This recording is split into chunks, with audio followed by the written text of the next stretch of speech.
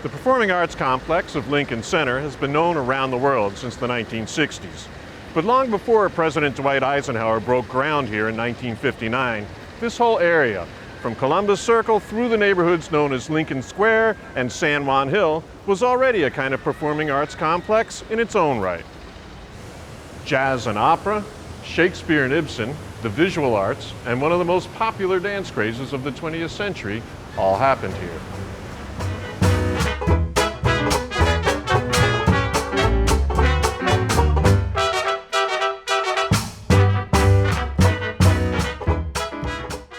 Lincoln Square is the area from Columbus Circle and West 59th Street up to West 72nd Street. Today it's thick with gigantic middle-class residential complexes and soaring commercial towers. In the early 20th century, however, its streetscapes hugged the ground, with rows of tenement houses and brownstones, punctuated by a few taller warehouses and industrial lofts.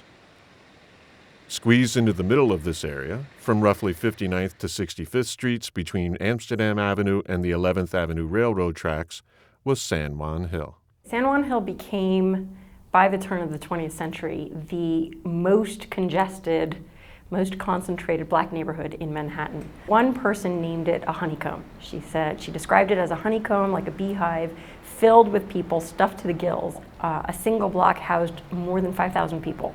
And so I visualize these low tenements with carved out spaces in back rooms with no windows, and each separate tenement, every flat, had more people than could fit. San Juan Hill may have been named to honor the United States Army's Black 10th Cavalry, who were credited with saving the day at the Battle of San Juan Hill during the Spanish-American War in 1898.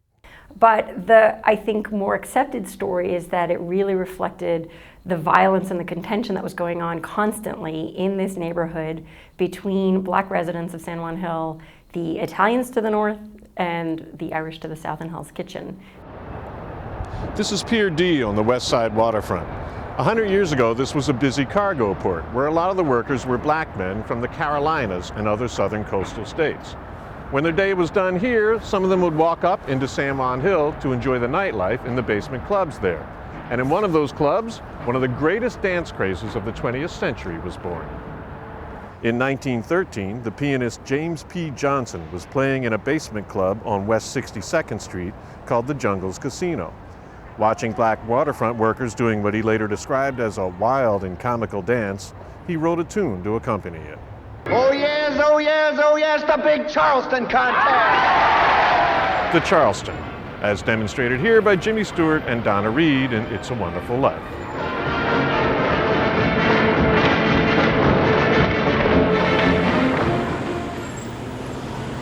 Jazz at Lincoln Center continues the neighborhood's century-long jazz legacy. And let's hear for the Clayton Brothers Quintet.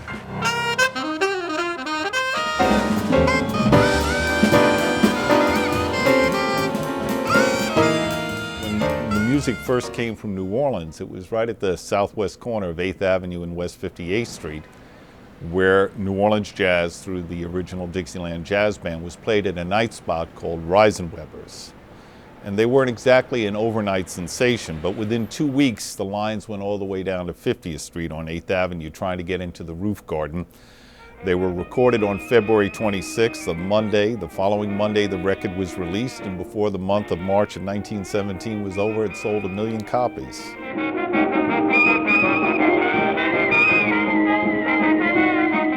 San Juan Hill was home to a few jazz giants, including Thelonious Monk, who lived there most of his life. As young children, we would, we'd laugh because Thelonious was eccentric to some degree, because I could recall looking out my window.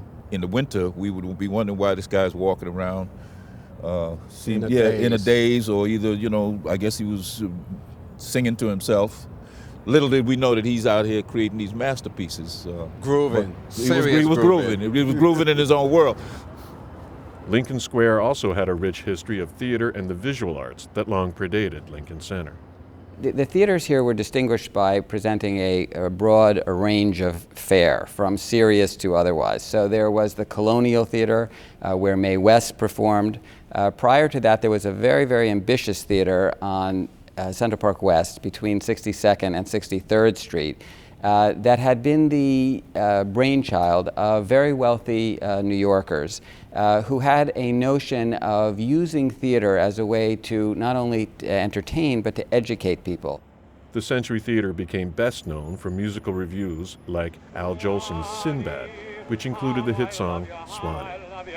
My dear old Swanee, I'd give the world. New York's role as an incubator of artistic talent can be seen very powerfully in the Lincoln Square Arcade.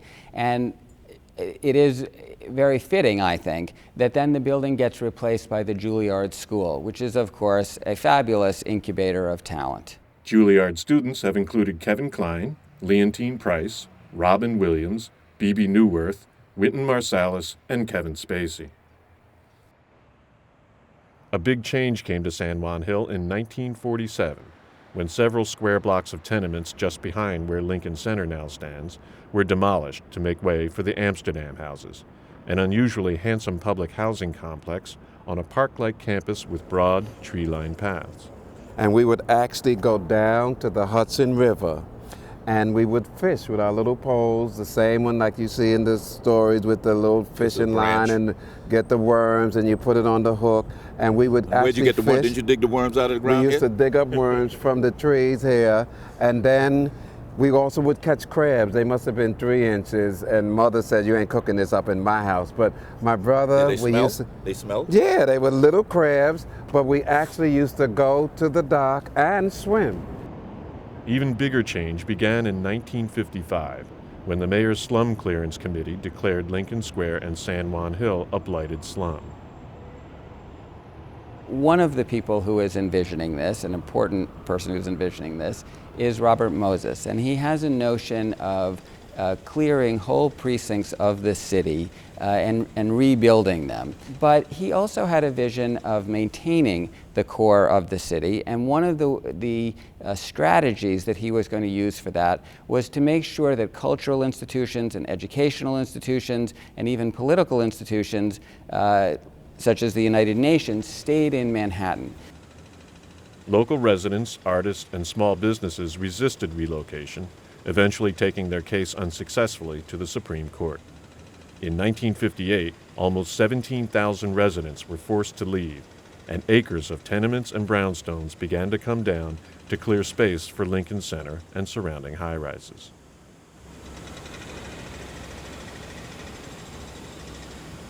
We lost a whole set of our classmates when they decided to build Lincoln Center. So that was a joy and a treat, but we also lost a whole set of our buddies.